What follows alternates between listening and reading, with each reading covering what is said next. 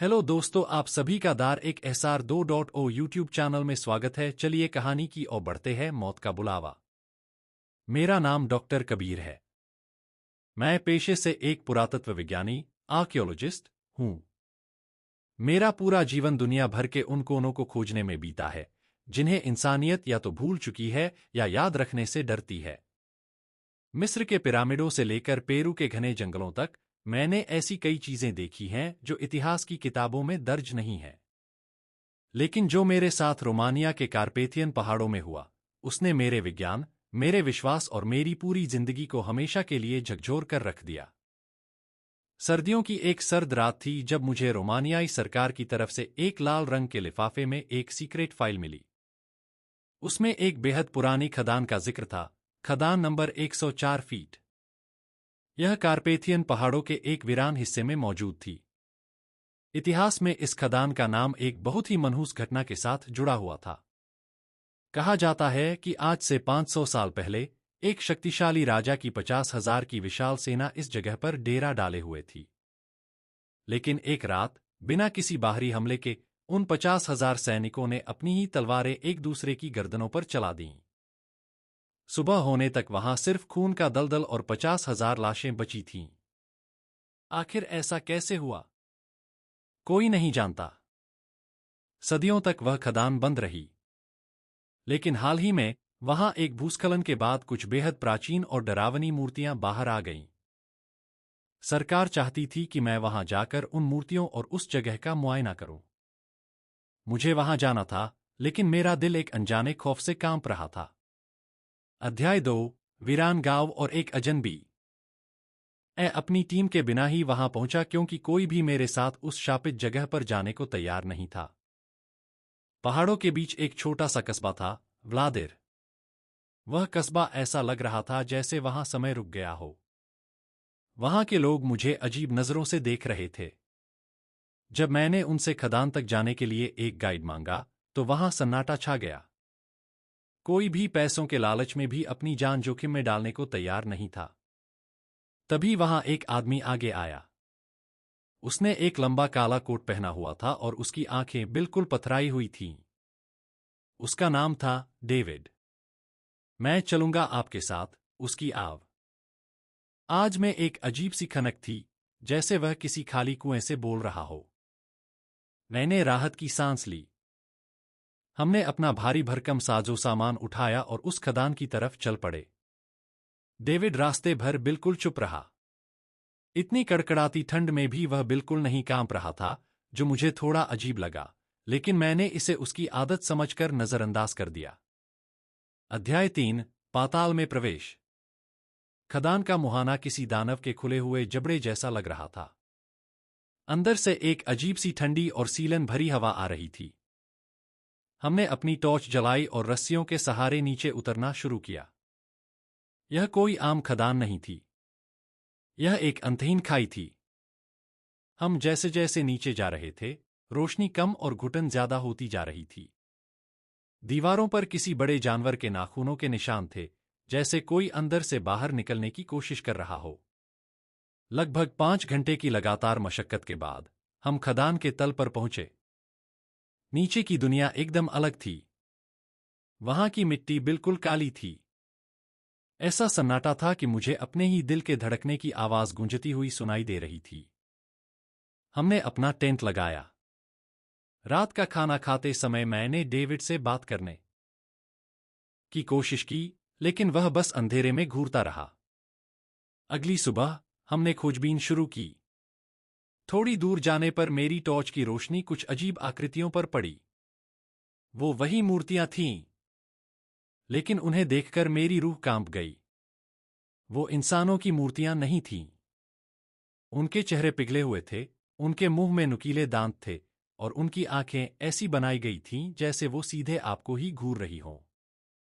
मैं उनके सैंपल ले ही रहा था कि डेविड ने मेरे कंधे पर हाथ रखा। उसका हाथ बर्फ की तरह ठंडा था।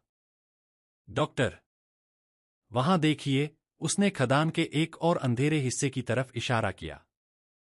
वहां से एक बेहद संकरी गुफा अंदर की तरफ जा रही थी। अध्याय 4, मौत का धुआं और खौफनाक पीछा। हम उस गुफा में दाखिल हुए। अंदर जाते ही हवा का तापमान अचानक गिर गया। तभी पूरी खदान में एक भयानक कंपन होने लगा। दीवारों से पत्थर गिरने लगे। मुझे लगा कि भूकंप आ गया है और हम यहीं जिंदा दफन हो जाएंगे। लेकिन यह भूकंप नहीं था। खदान के फर्श में एक दरार आ गई थी और वहां से एक गहरा, हरा और जहरीला धुआं, टॉक्सिक गैस, तेजी से ऊपर की तरफ उठने लगा। उस धुएं में सड़े हुए मांस और गंधक, सल्फर की ऐसी बदबू थी कि मेरी सांसें उखड़ने लगीं। हमें भागना होगा, मैं चिल्लाया। लेकिन बाहर जाने का रास्ता धुएं से भर चुका था। सर, इस गुफा के ऊपर एक रास्ता है, डेविड चिल्लाया। हमारे पास कोई विकल्प नहीं था। हम उस संकरी गुफा में भागने लगे। लेकिन जैसे ही हम भागे, मुझे अपने पीछे पैरों की आवाजें सुनाई दीं। एक नहीं, बल्कि सैकड़ों पैरों की आवाजें। मैंने पीछे मुड़कर देखा और मेरे होश उड़ गए। वो इंसान नहीं थे। उनके शरीर इंसानों जैसे थे, लेकिन वो पल पल अपना रूप बदल रहे थे। वो वही आकृतियां थीं जिनकी मूर्तियां हमने बाहर देखी थीं। कभी वो मुझे मेरे मरे हुए पिता की शक्ल में दिखते, तो कभी डेविड की शक्ल में। डेविड भागते हुए हाँफ रहा था। डॉक्टर, ये बहुरूपीय पिशाच, शेप शिफ्टिंग डीमंस हैं। ये रूप बदलकर इंसानों के दिमाग में भ्रम पैदा करते हैं। इन्होंने ही उन 50,000 सैनिकों के दिमाग में यह वहम डाल दिया था कि उनके साथी ही उनके दुश्मन हैं, और उन्होंने एक दूसरे को मार डाला। मैं डर के मारे सुन्न पड़ चुका था, लेकिन मेरे पैर लगातार भाग रहे थे। अध्याय 5, तांबे का दरवाजा और एक भयानक छलावा। हम भागते गते गुफा के एक बहुत बड़े हॉल में पहुंचे। वहां आगे जाने का कोई रास्ता नहीं था। बस सामने एक बहुत बड़ा, ठोस चांदी, सिल्वर का दरवाजा लगा हुआ था। उस पर लैटिन या किसी बहुत पुरानी भाषा में कुछ मंत्र उकेरे गए थे। वह दरवाजा उस अंधेरे में भी अजीब सी चमक दे रहा था। वो पिशाच अब बिल्कुल हमारे करीब आ चुके थे। उनके जबड़ों से लार टपक रही थी। तभी एक पिशाच ने डेविड का पैर पकड़ लिया। डेविड जमीन पर गिर पड़ा और दर्द से चीखने लगा। डॉक्टर कबीर, आप यह दरवाजा खोलकर निकल जाइए। मेरी चिंता मत कीजिए, मैं इन्हें रोकता हूं, डेविड ने अपनी पूरी ताकत से चिल्लाते हुए कहा। मेरा दिल रो रहा था। मैं किसी को मरने के लिए नहीं छोड़ सकता था, लेकिन मैं उन राक्षसों से लड़ भी नहीं सकता था।